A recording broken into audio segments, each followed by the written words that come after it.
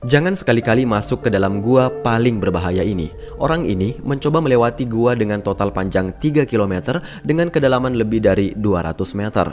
Siapa sangka dia malah tersangkut di kedalaman 130 meter dan dia tidak bisa meminta tolong karena berada di dalam air.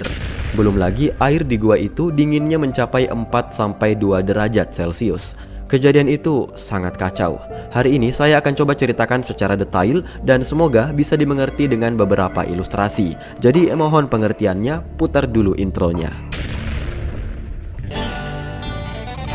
Aku suka susunya hingga tetes terakhir. Sebelum kita masuk ke dalam ceritanya, ada baiknya kita pahami dulu di mana Gua Pelura berada, bagaimana strukturnya, dan seberapa berbahaya gua ini. Gua Pelura terletak di pegunungan Norwegia. Wilayah ini dikenal karena keindahan alamnya yang menakjubkan. Ada pegunungan yang menjulang tinggi dan ada danau yang jernih di bawahnya. Selain gunung dan danau, ada juga gua yang sangat menantang bagi para penjelajah gua. Mulut gua ini seperti pintu masuk ke dunia yang tersembunyi di bawah air. Dan air itu dilapisi oleh es tebal. Jika dipetakan, bentuknya seperti ini. Untuk masuk ke dalam sana, penjelajah harus menyelami air yang dinginnya mencapai 4-2 derajat Celcius. Kenapa sangat dingin? Ya karena air yang memenuhi gua itu berasal dari salju yang mencair dan mata air dari bawah tanah. Gua ini merupakan sistem gua bawah air yang dalam. Mari kita jelajahi secara singkat. Setelah penjelajah berhasil menyelami terowongan pertama, mereka akan bertemu dengan ruang gua yang masih memiliki udara di dalamnya, walaupun ya tidak banyak. Sehingga di titik ini mereka masih bisa mengambil napas sedikit demi sedikit. Jika nekat menyeberangi gua ini, penyelam harus menyelam ke bawah hingga kedalaman 135 meter. Bayangkan seandainya Monas dimasukkan ke sana, maka ilustrasinya seperti ini. Selain sangat dalam, mereka juga harus menggeliat di lubang yang sangat sempit. Setelah sampai di dasar, penyelam harus berenang lagi tuh ke atas setinggi 135 meter lagi. Dan ini lebih sulit, sebab mereka harus naik melawan gravitasi di ruangan yang sempit. Sesampainya di Steinuflaget, penyelam bisa kembali menghirup udara bebas. Tapi mereka masih perlu memanjat gua vertikal setinggi 90 meter agar bisa keluar dari dalam gua. Jika dihitung dari pintu keluar, maka kedalaman gua ini mencapai 225 meter. Silahkan ya dibayangkan saja sendiri. Dari pintu keluar ke pintu masuk, total panjangnya mencapai sekitar 3 km. Ini cuma penggambaran ilustrasi ya, dan bukan skala sesungguhnya. Gua Pelura bukanlah gua biasa. Ini adalah labirin bawah air yang dalam, gelap, dingin, berarus, dan sempit. Hal inilah yang membuat gua ini sangat berbahaya, bahkan untuk penyelam profesional sekalipun. Lah, udah dikasih tahu berbahaya, bukannya menghindari gua ini, para penjelajah malah berlomba-lomba untuk bisa melewatinya. Karena kalau berhasil, tentunya nama mereka akan dikenal. Kalau bukan dikenal ya, dikenang. Mereka tentu ingin nama mereka ditulis di buku rekor, dan bukan di batu nisan. Pada musim dingin tahun 2014, ada sekelompok penyelam Finlandia yang terdiri dari Jerry, Patrick, Kai, Maki, dan Vesa. Kita singkat saja kan namanya, biar lebih mudah diingat. Mereka semua merencanakan ekspedisi ke Gua Pelura karena mereka tahu bahwa gua ini sangat menantang. Dan mereka bukanlah penyelam kaleng-kaleng. Patrick dan anggotanya sudah puluhan tahun menjalani profesi ini. Dia sudah melakukan ribuan penyelaman di berbagai gua di seluruh dunia. Meskipun udah profesional banget, tapi penyelaman di Gua Pelura tetap merupakan tantangan yang sangat sulit, bahkan yang tersulit. Persiapan pun dilakukan. Tim penyelam harus memastikan bahwa semua peralatan sudah siap, berupa regulator, tangki udara, lampu senter, dan tali. Kondisi mereka juga harus prima, tidak boleh ada yang sakit. Mereka juga melakukan penelitian sendiri tentang Gua Pelura. Peta itu dia amati dengan teliti dan membuat rencana pada setiap detail penyelaman mereka, karena kesalahan kecil saja di dalam gua itu bisa berakibat fatal. Setelah semua persiapannya matang, mereka berlima pun menuju ke lokasi Gua Pelura menggunakan mobil. Tapi mereka tidak memasuki gua secara bersamaan. Patrick dan Jerry akan masuk duluan. Setelah beberapa jam kemudian, barulah ketiga temannya ikut masuk juga. Kenapa? Hal ini dilakukan agar jika terjadi hal yang tidak diinginkan, temannya yang ada di belakang bisa lebih cepat meminta pertolongan. Tapi bukannya begitu, hal inilah yang malah membuat mereka berada dalam masalah. Sebelum menyelam, mereka harus menggergaji lapisan es agar bisa masuk ke dalam air yang dinginnya luar biasa. Airnya jernih seperti kristal, tapi menyembunyikan kegelapan menyeramkan di bawahnya.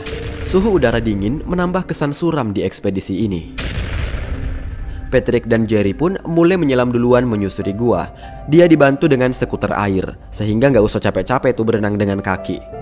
Agar lebih mudah memahami cerita, nggak apa-apa kan saya gambarkan sedikit denahnya menggunakan titik warna. Sembari berenang, Patrick terus memastikan tali pandu mereka terhubung dengan baik, sehingga nggak ada yang nyasar. Makin dalam, cahaya dari permukaan mulai hilang, digantikan oleh kegelapan pekat yang hanya diterangi oleh cahaya lampu senter. Baru aja masuk, mereka sudah merasakan seramnya gua ini. Jalurnya sempit dan berkelok-kelok. Dinding batu yang mereka lewati sangat kasar, bahkan lebih kasar dari mulutnya bapakmu.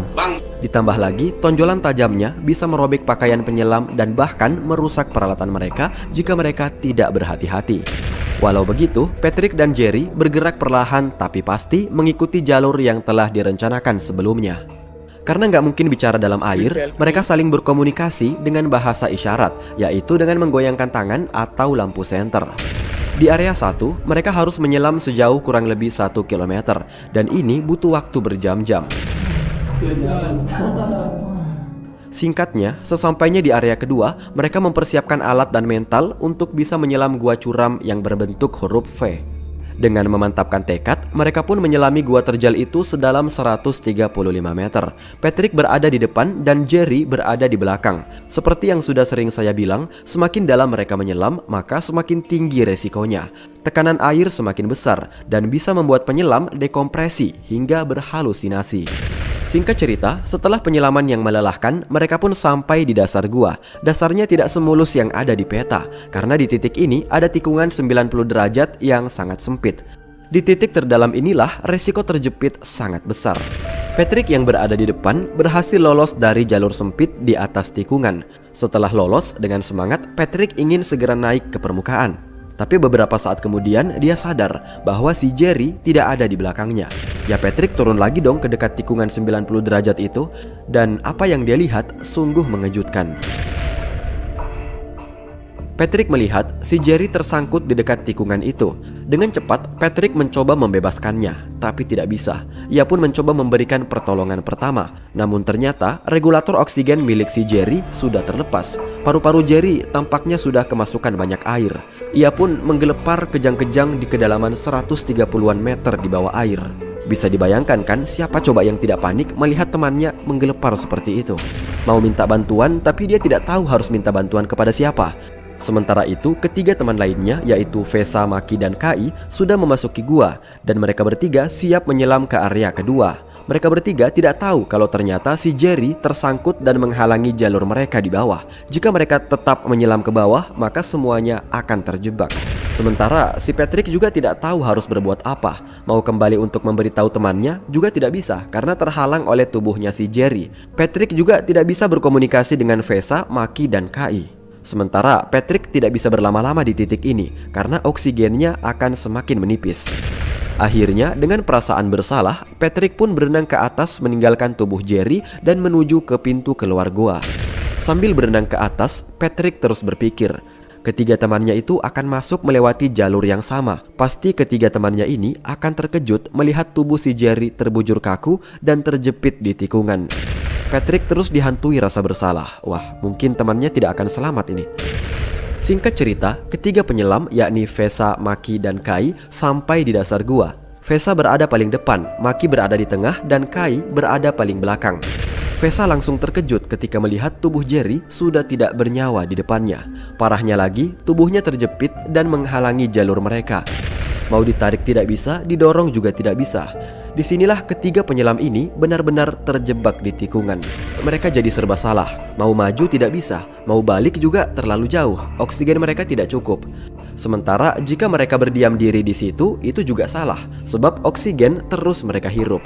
Jadi dilema, tidak ada pilihan yang masuk akal. Dalam kondisi ini, Maki jadi panik, dan itu membuat dia meronta-ronta. Ditambah lagi tekanan air yang sangat kuat membuat dia jadi kehilangan kesadaran. Maki mengalami dekompresi yang luar biasa dan akhirnya ikut meninggal juga. Vesa pun terjebak di antara tubuh Jerry dan tubuh Maki yang sudah meninggal. Melihat kondisi yang semakin kacau, KI pun berusaha putar balik. Dia mencoba keluar lewat jalur masuk.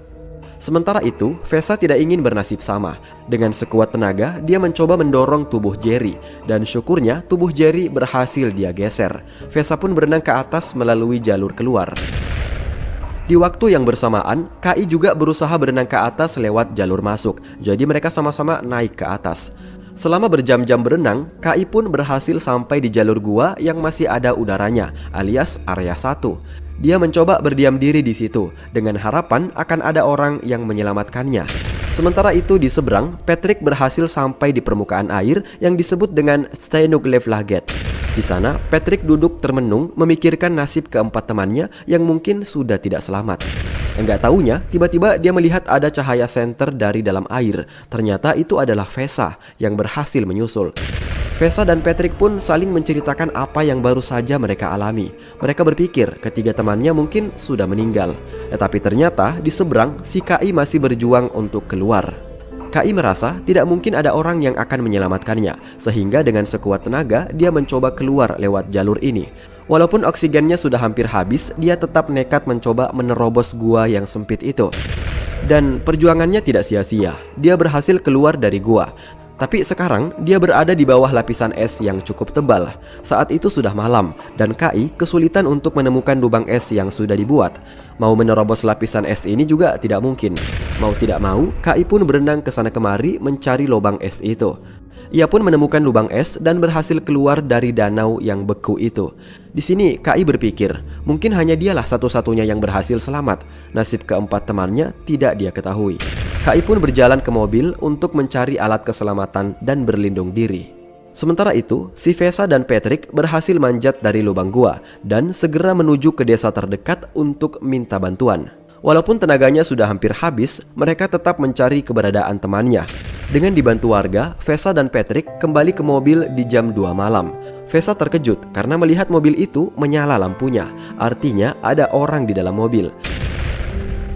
Dan ketika dia buka, dia sangat bersyukur. Ternyata KI juga berhasil selamat dari gua maut itu. Mereka bertiga pun langsung dibawa ke rumah sakit untuk dipulihkan. Berita kematian kedua temannya pun menjadi berita yang heboh di negara itu. Patrick memohon kepada pemerintah setempat untuk mengevakuasi tubuh kedua temannya.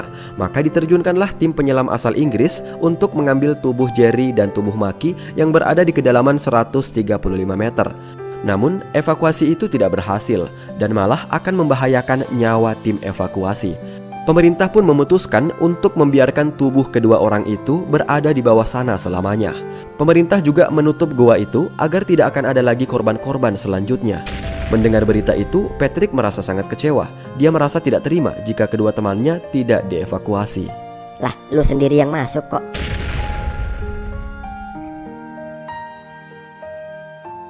Di musim semi, Patrick mengumpulkan sisa anggotanya untuk melakukan operasi pengangkatan tubuh Jerry dan tubuh Maki.